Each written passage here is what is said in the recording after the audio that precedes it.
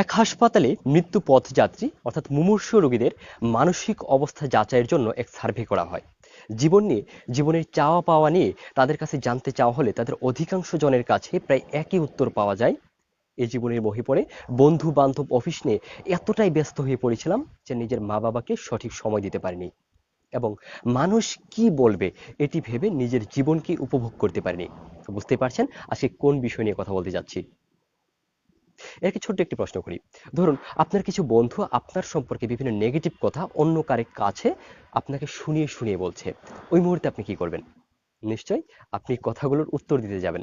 কিন্তু আমরা ভুলগুলো করি ওই জায়গাতেই। কিন্তু প্রকৃত বুদ্ধিমানের কাজ হচ্ছে নীরবে সেই স্থান পরিত্যাগ করে যাওয়া, সেই স্থান পরিত্যাগ করে অন্যত্র চলে যাওয়া। আপনি যখন এই কথাগুলোর উত্তর দিতে যাবেন, তখন দেখবেন ওই কথাগুলো আপনার পিছু ছাড়বে না। ধরুন, আপনার বাইক আছে, আপনি প্রতিদিন তা ক্যাম্পাসে নিয়ে আসেন। তখন দেখবেন একদল ছেলেমেয়া থাকবে যারা বলবে, দেখ ছেলেটার ভাব হয়েছে, শখ করার জন্য প্রতিদিন ক্যাম্পাসে বাইক নিয়ে আসে।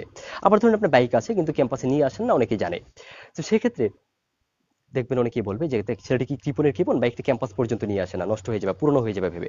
তাহলে দেখেন আপনি যেই কাজটি করছেন সেখানে আপনি সমালোচনার শিকার হচ্ছেন। ধরুন আপনি একটি বিজনেস শুরু করেছেন, আপনি স্টার্টআপ আছে।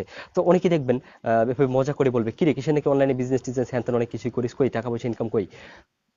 ওই কমেন্টগুলা বা এই কথাগুলো দেখবেন তারাই বলে যারা এই অনলাইন বিজনেস সম্পর্কে বা একটি স্টার্টআপ শুরু করার পর কোন কোন স্টেপের মধ্য দিয়ে যাওয়ার পর একটি প্রফিট আসা শুরু করে, এই বিষয়গুলো যারা জানে না তারাই এই নেগেটিভ কথাগুলো বলে, তারাই আপনাকে নিয়ে ট্রল করে।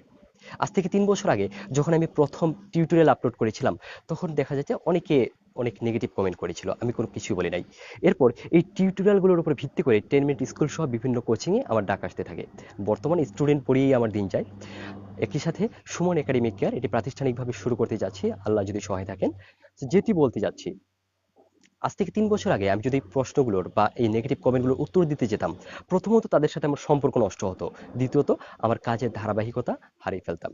যেটি বলছিলাম, আপনি গান করেন, চিত্রাঙ্কন করেন, ডান্স করেন, যাই করুন না কেন, তা যখন আপনি ইউটিউব ফেসবুকে আপলোড করছেন, দেখবেন কিছু লোক থাকবেই যারা আপনাকে নেগেটিভ কমেন্ট করছে, হাহা রিয়েক্ট দিচ্ছে। একটু খেয়াল করে দেখবেন, এই নেগেটিভ কমেন্ট বা হাহা রিয়েক্টগুলো তারাই দিচ্ছে যারা আপনার কাজ সম্পর্কে বিন্দু মাত্র বা ন্যূনতম, যাদের কোনো জ্ঞান নেই, যারা আপনার গানের গ পর্যন্ত জানে না।